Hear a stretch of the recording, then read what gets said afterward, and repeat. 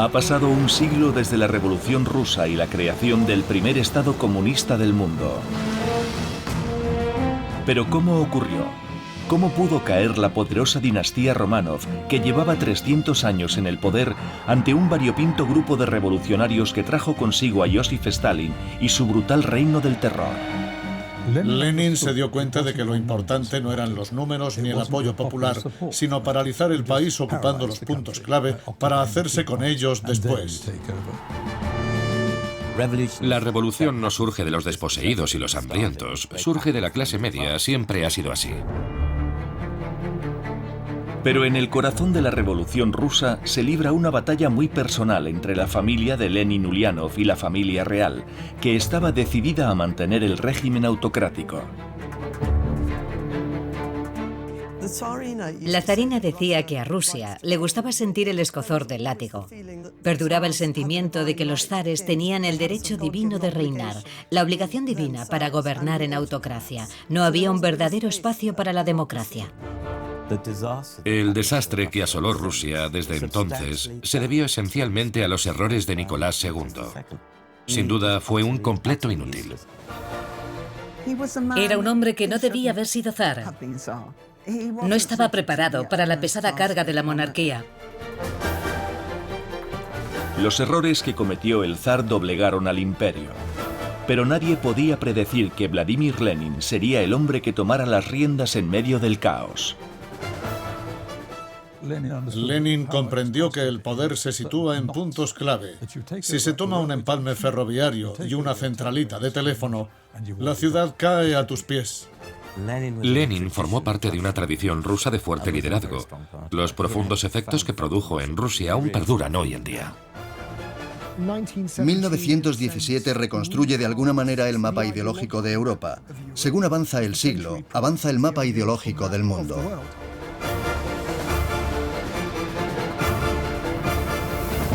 La Revolución Rusa.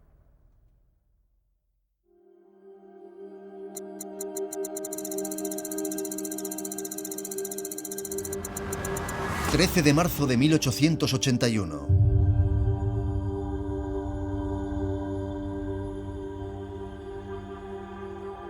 ...13 de marzo de 1881, San Petersburgo. El zar Alejandro II se dirige a pasar revista a sus tropas. Viaja en un carruaje a prueba de balas que le regaló Napoleón III. Esto es necesario puesto que el zar ha sufrido ya varios intentos de asesinato durante su reinado. Mucha gente quería acabar con el zar y con su gobierno. Y el hecho de que a mediados del siglo XIX aparecieran dos inventos que se expandieron por toda Rusia, el revólver y la dinamita, un potente explosivo, permitió a cualquier principiante organizarse y planear un asesinato. Fue una especie de prolongada campaña terrorista. Hubo muchos atentados contra el zar y tentativas de volar ese carruaje. Un terrorista que llevaba trabajando varios meses como carpintero en el Palacio de Invierno consiguió infiltrar una carga de explosivos que estuvo a punto de acabar con Alejandro II. El resultado, 11 personas muertas y otras 56 heridas. Hubo ocasiones en las que el zar estaba en la habitación equivocada en el momento adecuado y la explosión no lo alcanzó. Pero esta vez el zar no tuvo tanta suerte. Las piernas de Alejandro volaron en pedazos y la metralla destrozó su estómago. Trasladaron el cuerpo moribundo al Palacio de Invierno, donde su familia, los Románov, que llevaban reinando en Rusia casi 3 siglos, se horrorizaron al verlo. Solo duró 90 minutos, lo mismo que el terrorista. Sus piernas también saltaron por los aires. El asesinato de Alejandro II fue como el 11 de septiembre en Rusia. He leído noticias del periódico en los días posteriores al asesinato y son increíblemente gráficas respecto al daño físico que se produjo en el cuerpo de Alejandro. Hablaban de las piernas destrozadas y de los tendones que colgaban y de cosas por el estilo. Describían la herida que se había producido en el cuerpo del Estado y cómo habían quedado ambos cuerpos.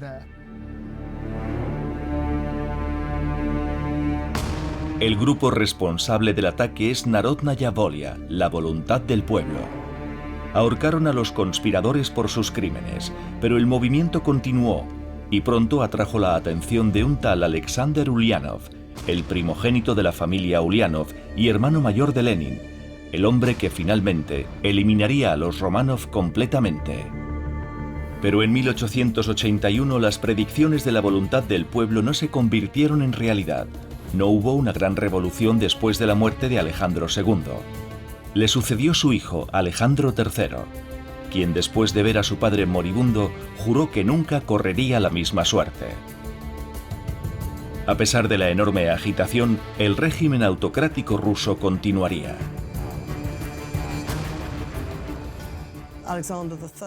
Alejandro III consideraba a Alejandro II demasiado indulgente porque había abolido la servidumbre, así que decidió tratar con mano dura a Rusia. Tenía un carácter muy enérgico y era capaz hasta de hacer nudos con los tenedores en la mesa. También era capaz de atravesar las puertas sin abrirlas. Era un hombre gigantesco y, por desgracia, echó a perder a su hijo, llamándole nenita, desde que era pequeño. No sé qué efecto tendría en el zar Nicolás esa fuerte represión por parte de su padre y todo ese menosprecio. Alejandro III tenía muy mala prensa. La gente decía que estaba estancado, que era reaccionario, y era cierto, aunque por otra parte tenía cosas buenas. Nunca declaró la guerra a nadie, no como Alejandro II, que era extremadamente agresivo y peleó contra el Imperio turco y los chinos. Además, escuchaba a sus ministros. Puede que fuera un reaccionario, pero nombró ministros muy competentes y durante su reinado, los ferrocarriles y el correo se convirtieron en unos de los mejores servicios de Europa. Era aburrido y bebía, pero tenía sus cualidades. Aunque parezca contradictorio, en aquella época Rusia era en realidad una sociedad dinámica en muchos aspectos. Tras su derrota en la Guerra de Crimea en 1850, comprendió que debía industrializarse para seguir siendo competitiva en el escenario internacional. Esa derrota a manos de los franceses y los británicos dejó claro que Rusia era un estado subdesarrollado. Sus ejércitos de campesinos no estaban a la altura de los poderes occidentales, y si Rusia quería ser alguien en el tablero internacional tenía que industrializarse. Rusia se modernizaba a un ritmo vertiginoso, pero su sistema político seguía siendo profundamente autocrático, a diferencia de casi todas las naciones europeas de aquella época. Por las condiciones de Rusia en aquellos años, las familias de clase media no tenían derecho a ninguna forma de expresión política. Ese era el principal problema. Así que en cualquier familia de ese tipo, el hijo se unía a los revolucionarios, el sector político radical. Hubo una ola de represión contra los radicales rusos, los opositores y demás. Algunos eran verdaderamente peligrosos. Habían planeado el asesinato del zar, de los miembros de la familia imperial o de los gobernadores regionales. Es paradójico que un dictador se mantenga a salvo mientras se muestra estricto y severo. Sin embargo, en el momento en el que ofrezca su mano, le cogerán el brazo. Cuando la gente percibe debilidad o división, todo empieza a derrumbarse. Uno de los que se involucraron en este ambiente radical fue Alexander Ulyanov, a quien su familia llamaba Sasha. Era el primogénito de los Ulyanov y el hermano mayor de Vladimir Lenin. La familia Ulyanov no era una familia típica. Existía una pequeña casta de funcionarios en Rusia y el padre era inspector de escuelas. Había alcanzado una posición en la administración pública que le daba el rango de noble. Había poca gente así en Rusia, pero tampoco eran muy ricos. El hermano mayor de Lenin, como Lenin, era intelectualmente brillante, con medallas en la escuela y en la universidad. Se unió a un grupo de estudiantes, decidieron fabricar una bomba y atentar contra Alejandro III. 13 de marzo de 1887. El plan era asesinar al heredero de Alejandro II, Alejandro III, mientras éste asistía a una ceremonia para conmemorar el asesinato de su padre. Y Alexander Ulyanov era un verdadero maestro fabricando bombas. La voluntad del pueblo era una sociedad mística más que ideológica. Pensaban que si derrocaban al que estaba en la cima, el miedo provocaría que el sistema se desintegrara para dar paso a un levantamiento campesino del que nacería un nuevo orden, según el análisis de Marx. El problema era que Marx dijo que el último lugar donde habría una revolución era Rusia. Existía esa idea romántica de que matando al zar se produciría una reforma de un modo natural. Pensaron en una bomba llena de trozos de metal impregnados en estricnina para provocar el mayor número de bajas posible y tener una amplia resonancia. Pero la Okhrana desmanteló el plan. Llegaron a sus oídos rumores del intento de asesinato del zar y detuvieron y apresaron a los terroristas en cuestión de días. Por supuesto, los condenaron a muerte. Alejandro III estaba dispuesto a indultar a los que se arrepintieran, pero a los que no, los colgaría. Sasha dijo que iba contra sus principios pedir clemencia, aunque su madre se lo imploró. Dicen que el ahorcamiento de Sasha es lo que motivó a Lenin. A menudo son cosas personales, no políticas. Cuando detuvieron a su hermano, su madre fue a la ciudad. Vladimir, el futuro Lenin, intentó conseguir un transporte para llevarla a la estación de tren más cercana y recorrió el burgo de Simbirsk buscando a alguien que lo hiciera. Aquellos a quienes se lo pidió se negaron, y eso cambió completamente su visión de los liberales burgueses y la clase media. Desde aquel momento empezó a tratar mal a los liberales, y el desprecio que mostraron por su familia tuvo tanto impacto en él como una convicción política.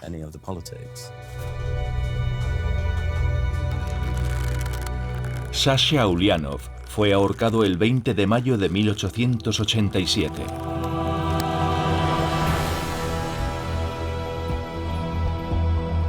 Lenin ingresó en los movimientos clandestinos revolucionarios siguiendo el ejemplo de su hermano. Y como Sasha, Lenin estuvo bajo vigilancia por la policía secreta del Imperio Ruso, la Okhrana. Todos los países tienen espías, por supuesto, pero Rusia fue el primero que tuvo una gran organización para suprimir a los disidentes donde quiera que se encontraran. Llevaban a cabo enormes operaciones para abrir el correo de la gente. La policía secreta rusa tenía agentes por todas partes. No solo tenía departamentos en San Petersburgo, Moscú y las grandes ciudades.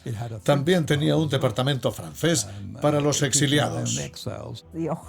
La Okhrana los vigilaba y los seguía a la pista por toda Europa. Había que ir un paso por delante de ellos. Aunque uno se podía pasar 16 años de escondite en escondite, siempre por delante de la policía secreta. Una de las mayores influencias de Lenin, antes de leer a Marx, fue una novela de un tal Nikolai Chernyshevsky, que se titulaba ¿Qué hacer? Es un libro de escasa calidad, pero el héroe es un abnegado revolucionario que se entrega devotamente a la causa y sale a andar 30 kilómetros al día, hace 150 flexiones y no bebe alcohol. Así que se construyó a imagen de este personaje. Lenin dijo que este libro, que se leyó 5 veces en un verano, lo influyó más que la obra de Marx. Lenin tenía que ir borrando sus huellas mientras viajaba por el país, tratando de despistar la atención de las autoridades. Al mismo tiempo, Nicolás, el heredero al trono, también estaba viajando por el Imperio ruso y por el extranjero. Fue un viaje anunciado a bombo y platillo, con un inesperado final en Japón.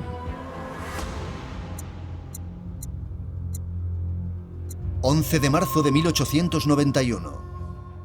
Su padre trató de otorgarle alguna responsabilidad y decidió ponerlo al cargo del ferrocarril transiberiano. Así que atravesó Siberia, llegó hasta Vladivostok y después lo enviaron de misión a Japón. Esto terminó en desastre porque Nicolás fue atacado repentinamente por un policía japonés. Tsuda Sanso sacó una espada y le hizo un corte en la cabeza que le dejó malherido. Desde mi punto de vista, lo de Otsu fue un giro inesperado. No creo que hubiera un movimiento entre los japoneses contrario al zar, al que los propios japoneses temían. Japón solo llevaba abierto a los europeos 35 años y había mucha xenofobia. Aquel policía japonés se creyó un samurái defendiendo el honor nacional. Nicolás se lo tomó bien, se quedó sentado fumando mientras lo vendaban, a pesar de que le había cortado un buen trozo de cráneo. Desde entonces sufrió fuertes dolores de cabeza.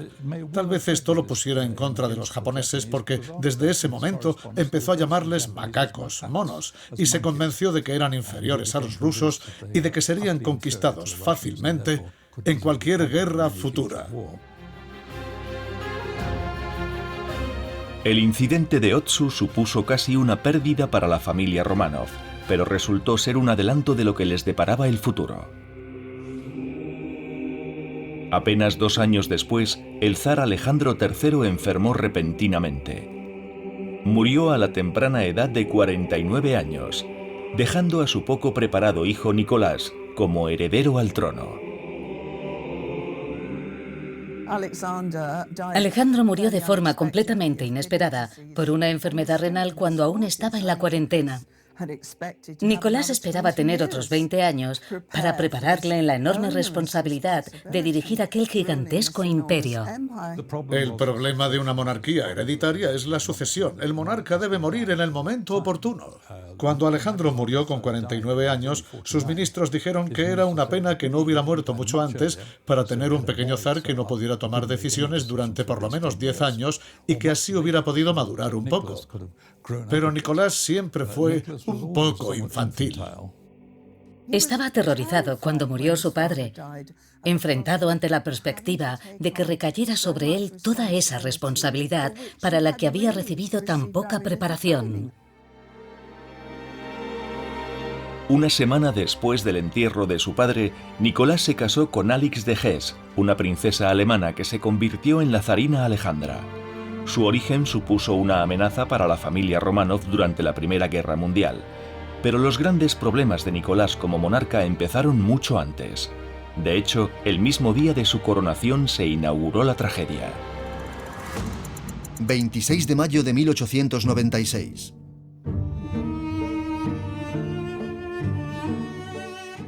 Durante su coronación en Moscú en 1896, había un gran campo llamado Jodinka al oeste de Moscú, y el gobierno había preparado jarras conmemorativas y pequeños obsequios para dar al pueblo. El vallado y las entradas se habían dispuesto mal, y cuando la gente avanzó para recibir los regalos, fueron aplastados. Murieron 1.500 personas en una espantosa tragedia. Esa noche había una fiesta en la embajada francesa y él no quería ir, pero lo convencieron para que asistiera. Esto se volvió en su contra y lo acusaron de ser alguien insensible. Dependía de los consejos de sus ministros. Pero básicamente, desde su primer día como zar, prácticamente todo el trabajo lo disponía y lo decidía su mujer. Ella tenía muy arraigado el concepto de autocracia y de su derecho divino. Nicolás trataba de salir adelante en su nueva posición como zar, pero el hombre que lo reemplazaría como dirigente de Rusia estaba en una situación mucho más comprometida. Lenin había sido capturado y acusado de sedición. En 1897 lo mandaron al exilio a Siberia durante 3 años, algo que podía ser una experiencia mucho menos dura de lo que parece. Lo enviaron a una ciudad agradable cerca de Yeniseisk. Estaba con su mujer, su suegra, y recibía una paga mensual con la que mantenía a una vaca y a una sirvienta de 12 años a la que pagaba 1 rublo al mes y que vivía en una jaula bajo la escalera. Hasta ahí llegaba el igualitarismo bolchevique.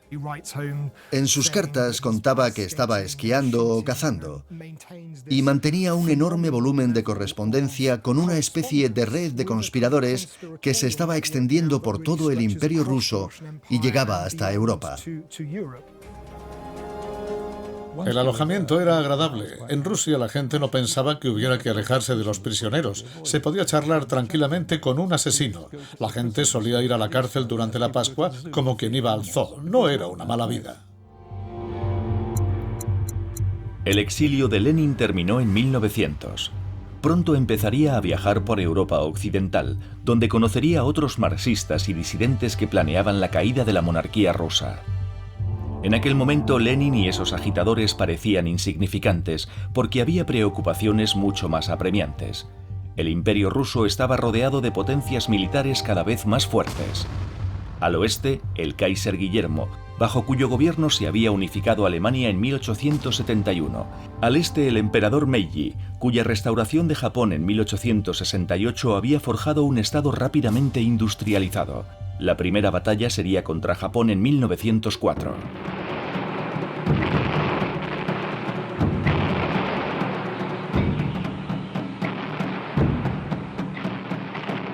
Pocos observadores mundiales esperaban que un ejército asiático se enfrentara a uno europeo. El sorprendente éxito de Japón en el conflicto aumentó el descontento social por toda Rusia, lo que produjo la Revolución de 1905. La guerra ruso-japonesa terminó de hundir los ánimos porque los rusos fueron derrotados y su flota destruida. Eso no ayudó al zar en sus esfuerzos por ganar popularidad. La guerra generó una mezcla de soldados y marineros resentidos cuyas vidas se habían desperdiciado luchando contra los japoneses en una derrota humillante. Al regresar y comprobar que las fábricas pagaban una miseria, hubo hambrunas y desórdenes. Fue el momento en que los soldados desencantados aprovecharon para organizarse. La respuesta al descontento de la población y a las peticiones de reforma fue brutal. Las tropas imperiales abrieron fuego ante los manifestantes. Los acontecimientos del Domingo Sangriento, como se llamó después, echaron a perder la reputación del zar para siempre. La matanza del Domingo Sangriento, de alguna manera, fue representativa del reinado de Nicolás II, porque debería haber tenido más sentido común o un buen asesor, pero no fue así. Los partidos revolucionarios estaban desprevenidos en 1905. Nadie se esperaba un Domingo Sangriento. Está muy claro que la guerra con Japón fue devastadora. No se habían dado cuenta de que Rusia había llegado a un punto crítico. Fue una protesta espontánea que terminó en un baño de sangre, porque las autoridades del zar atacaron a los manifestantes. Él no estaba allí presente cuando las tropas abrieron fuego. Sencillamente, reaccionó muy mal. Sentía que iba perdiendo popularidad, y cuando empezaron a llamarle Nicolás el Sanguinario, empezó a pasar la mayor parte del tiempo en el Palacio de Alejandro, en Sarkoye-Seló, a 24 kilómetros de San Petersburgo. Se dio cuenta de que podrían intentar asesinarlo. 1905 fue un año espantoso para los Románov, pero las protestas finalmente remitieron, y el hecho de que las Fuerzas Armadas de Rusia se mantuvieran leales al trono fue clave. Se redactó un tratado de paz con Japón que rompió el presidente de Estados Unidos, Teddy Roosevelt. Los acontecimientos de 1905 pillaron con la guardia baja a Lenin y a sus cómplices de toda Europa, como a todos. Parecía como si la revolución que estaban fraguando hubiera surgido espontáneamente. Pero finalmente el zar se mantuvo en el poder, y aunque se creó un parlamento llamado la Duma, su nacimiento tenía un fallo de base, ya que Nicolás podía vetar cualquier propuesta legislativa. Existía mucha rabia y resentimiento. Además, habían perdido la guerra contra Japón, lo que supuso un duro golpe para el sistema y puso a prueba la visión de la clase media acerca de la política y de la autocracia. Eran tan inútiles que perdieron la guerra contra Japón, y eso tuvo un impacto definitivo. Lenin decía que su generación no llegaría a ver la revolución. Tenía la sensación de que había sido una oportunidad de oro y la habían echado a perder. No estaban organizados, no fueron capaces de proporcionar una dirección y un objetivo a lo que había sido un levantamiento popular espontáneo. Lenin, incluso en 1917, no tenía muchas esperanzas de que la revolución, tal y como él la entendía, fuera a producirse durante su vida. Así que en 1905 fue un ensayo para lo que vendría, pero no se planeó como una revolución. Por el momento, el zar parecía a salvo. La guerra había terminado y el furor revolucionario había desaparecido. Esto no duraría mucho. En los años siguientes, tanto la familia Románov como la familia Uliánov tratarían con personalidades que serían fundamentales para el futuro de Rusia. Lenin conoció a un georgiano llamado Iosif Tsugatsvili, más conocido como Stalin. Aunque en su primer encuentro, Lenin no quedó muy impresionado. Lenin era el líder de la sección bolchevique y uno de los altos mandos. Stalin, en realidad, no era nadie. Al principio, Lenin casi no se fijó en Stalin, pero más tarde en Viena se dio cuenta de que era un hombre muy útil. Lenin tenía una actitud condescendiente hacia los que no eran rusos y lo llamaba el georgiano maravilloso. Lo consideraba valioso como una especie de recadero. Aceptaba cualquier encargo. Siempre estaba dispuesto a matar, a robar y no se detenía ante nada. Era físicamente capaz de meterse en una pelea. Lenin admiraba eso de Stalin, que era muy fuerte. Tenía la cualidad de intimidar a la gente y nunca hablaba, no como Trotsky. Por eso Lenin y Trotsky nunca congeniaron. El secreto de Stalin era parecer ignorante, mucho menos inteligente de lo que en realidad era. Hablaba idiomas, conocía profundamente el carácter humano. El secreto de Stalin era no elegir a los más fuertes para que trabajaran con él, porque los más fuertes querrían sucederle. Así que elegía perfiles bajos. Tenía a sus aliados consigo y sabía cómo hacer que la gente lo necesitara. Un año después, Lenin no recordaba su nombre, no se acordaba de haberlo conocido. Pero ya era indispensable, especialmente consiguiendo dinero.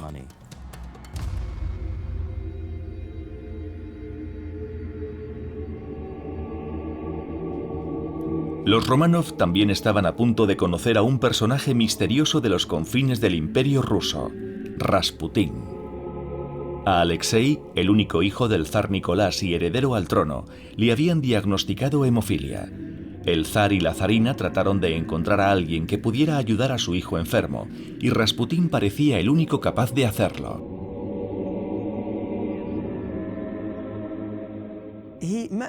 Le conocieron por primera vez por mediación de las hermanas negras, como llamaban a las princesas de Montenegro Militsa y Anastasia, que lo habían invitado al palacio de Militsa a tomar el té.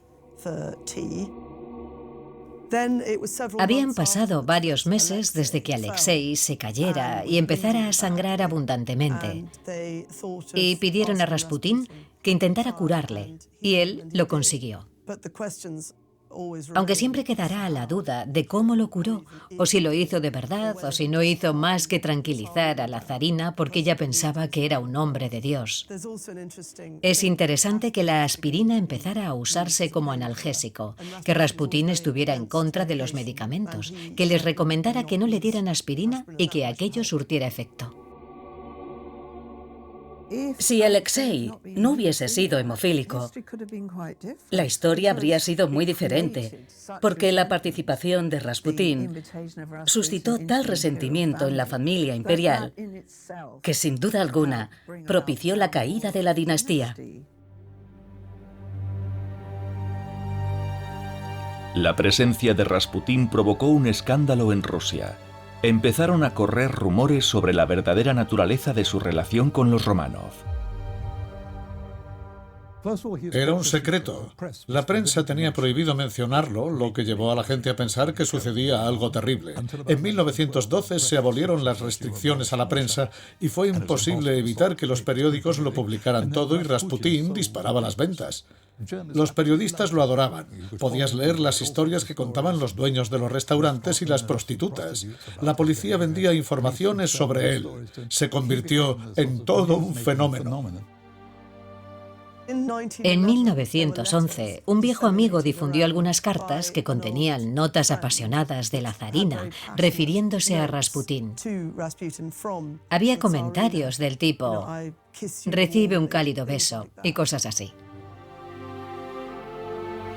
La presencia de Rasputín estaba llevando la reputación de la familia Románov a la ruina. Pero en 1913 surgió la oportunidad de reparar algo del daño. Se cumplían 300 años del reinado de los Románov y se organizaron grandes celebraciones por el aniversario que con suerte mejorarían la opinión pública. Sin embargo, otro intento de asesinato pronto se lo llevó todo por delante. 28 de junio de 1914.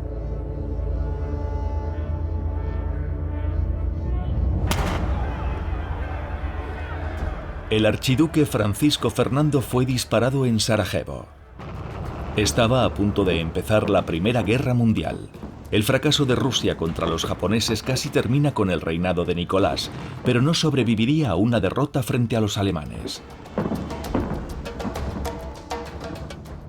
Como los alemanes peleaban contra los ingleses y los franceses con sus imperios en India y Argelia, y como muy pronto Estados Unidos entraría en la guerra, se podría pensar que Rusia tenía una esperanza. Pero el ejército ruso era muy peculiar porque los oficiales estaban muy motivados, pero los soldados no. Eran en su mayoría un ejército derrotado y muchos no tenían nada en contra de los alemanes y no los veían como enemigos. La corrupción entre los civiles hacía que no se fabricaran botas ni rifles, así que los soldados tenían que coger el arma y las botas del primer cadáver que encontraran. Hubo muchas deserciones y asesinatos de oficiales.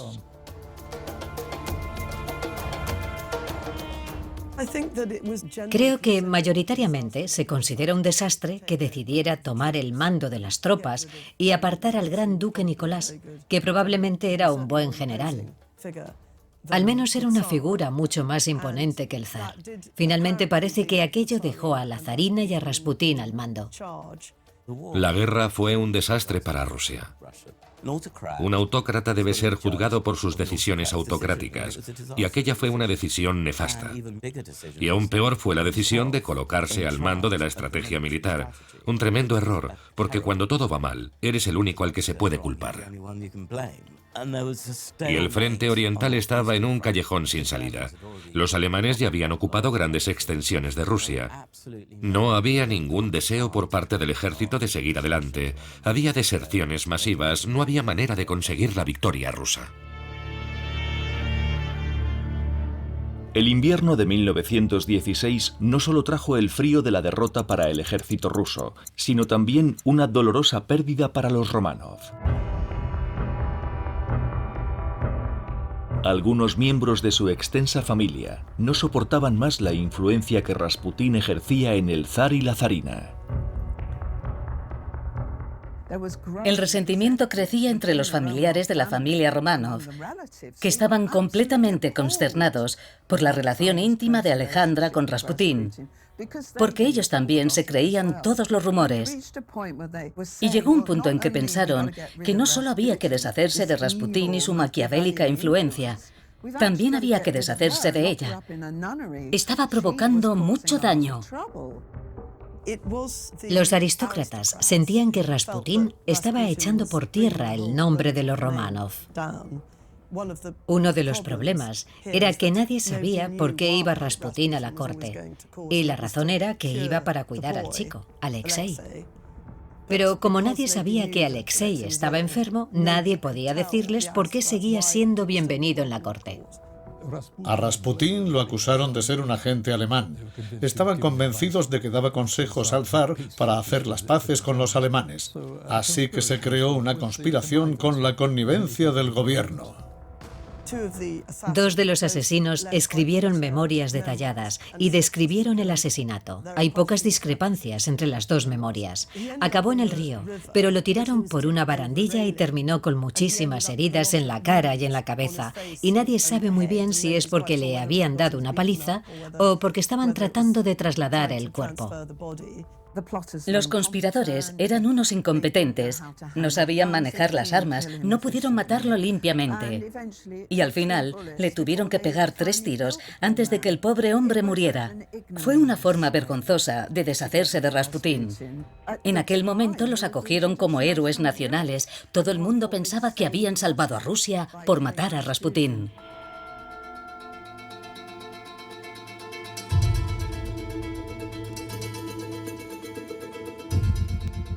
La etapa de Rasputín en la corte terminó de una manera brutal.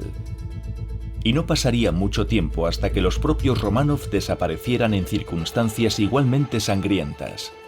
Como en 1905, durante la guerra ruso-japonesa, el descontento entre la población rusa estaba a punto de estallar.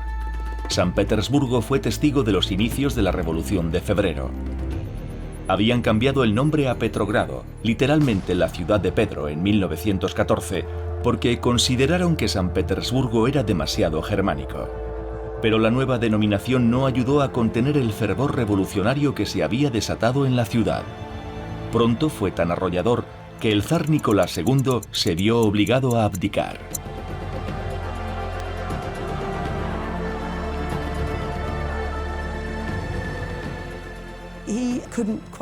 No era capaz de aceptar la gravedad de la crisis. Se mostraba pasivo y resistente a todo lo que ocurría. Lo habían impulsado a abdicar y finalmente lo hizo, pero la zarina siempre creyó que si hubiera estado con él, habría conseguido convencerlo para que siguiera.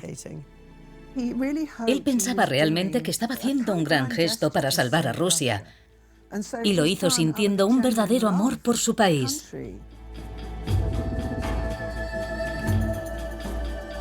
Con la abdicación al trono de Nicolás, se produjo un vacío de poder en Rusia con dos grandes facciones que luchaban por el poder en Petrogrado. Por un lado había un consejo de obreros y soldados conocido como el Soviet de Petrogrado, que contaba con León Trotsky entre sus miembros. Y por otro lado estaba el gobierno provisional ruso, establecido rápidamente con ministros del zar. Trasladaron a la familia Románov a Siberia para mantenerla a salvo. Pero pronto nadie estaría a salvo en Rusia. El gobierno provisional representaba la visión de una especie de Rusia liberal donde habría una comunidad de ciudadanos con igualdad de derechos, pero que consagraría una especie de orden liberal basado en el gobierno representativo. El Soviet supuso un tipo de Rusia muy diferente. El gobierno provisional hizo un intento de continuar con la guerra, pero no llegaron a un acuerdo. No pudieron seguir haciendo funcionar la economía y los hogares se quedaron sin pan. Así que la insatisfacción era cada vez mayor. Lenin estaba en Zúrich en aquel momento. Alguien entró en su habitación y dijo: ¿has oído que hay una revolución? Al principio no se lo creyó, después sí, y quiso volver a Rusia lo antes posible. Desde el primer momento en que estalló la guerra, Lenin estaba completamente en contra de ella. Su frase era: mejor que este país pierda, es mejor que gane el kaiserismo a que continúe el zarismo. Estaba diciendo básicamente que su propio país debía perder la guerra.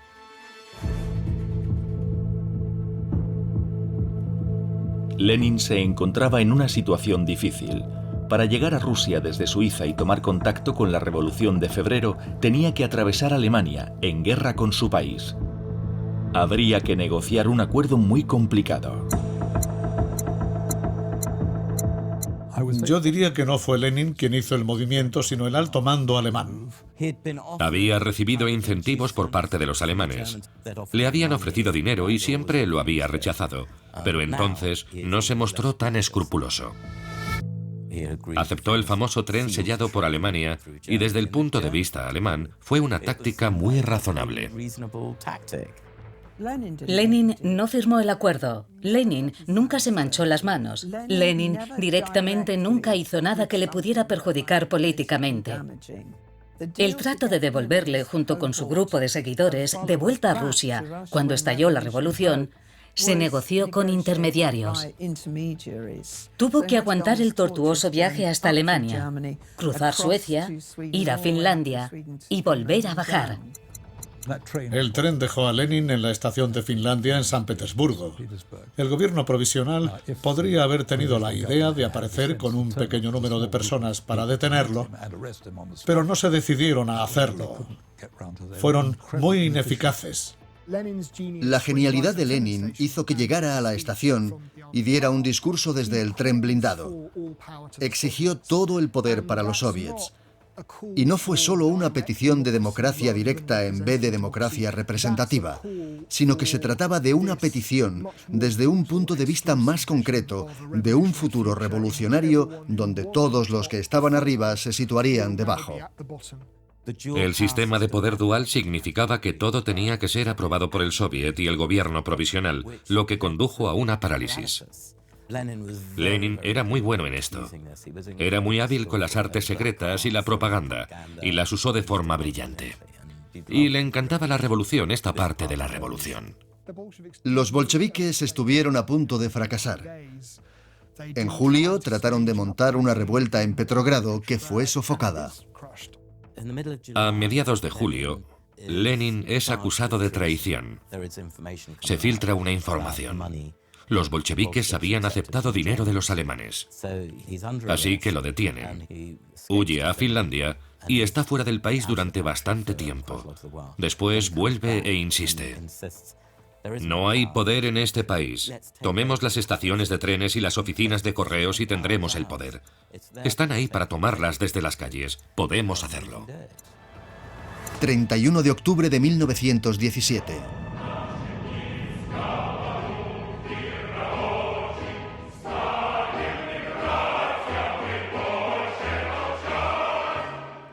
La creencia de Lenin en la profunda fragilidad del gobierno provisional estaba justificada. La revolución de octubre había empezado y el intento de golpe de Estado bolchevique desencadenó una guerra civil que duraría hasta 1922.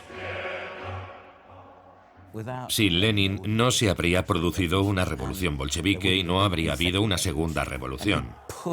Porque presionó y presionó y presionó a los miembros de su partido, que eran muy reacios, porque tenían miedo de que los dispararan o de que no funcionara.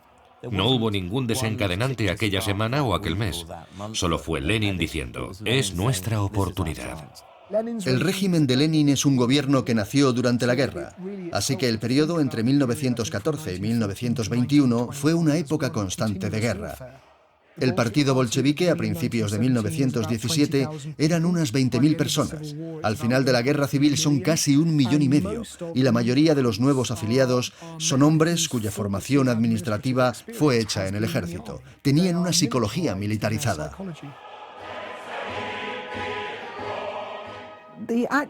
La verdadera revolución rusa tuvo lugar principalmente en Petrogrado y, por supuesto, en Moscú. La forma en la que se expandió por la Rusia rural fue muy anárquica y violenta. Y se produjeron escenas espantosas de campesinos arrasando haciendas, quemando las casas señoriales, asesinando a sus habitantes y matando todo el ganado que pertenecía a los terratenientes. Fue muy salvaje. La resistencia tardó demasiado porque el ejército y la marina estaban tan desmoralizados que se unieron a los bolcheviques. Estaban muy contentos de ir por los hospitales matando ministros. Había un sentimiento homicida hacia el gobierno que Lenin liberó.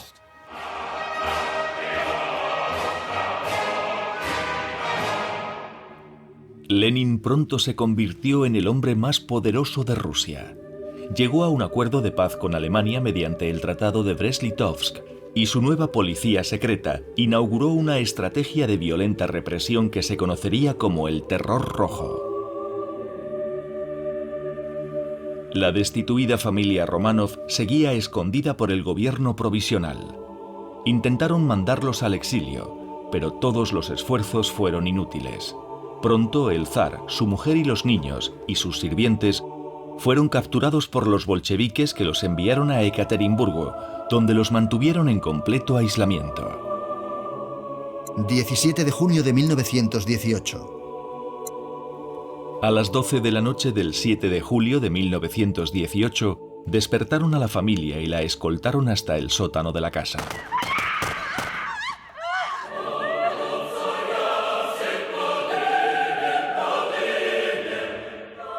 Esta dinastía, que había sido tan poderosa, autorizó en su día la ejecución de Sasha Ulianov, el hermano mayor de Lenin, pero las tornas habían cambiado y los Romanov dejaron de existir.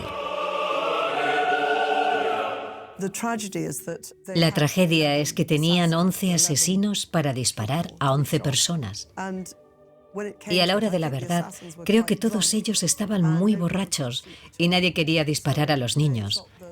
Así que dispararon primero al zar y a la zarina, de modo que para los niños tuvo que ser lo más terrorífico que se puede imaginar.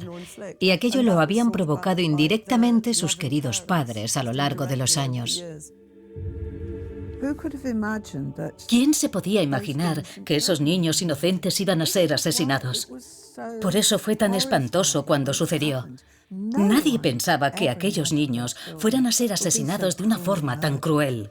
No hay documentos, pero estamos más o menos seguros de que aquello nunca hubiera sucedido sin su consentimiento. Nadie iba a matar a los Romanov sin que Lenin lo aprobara.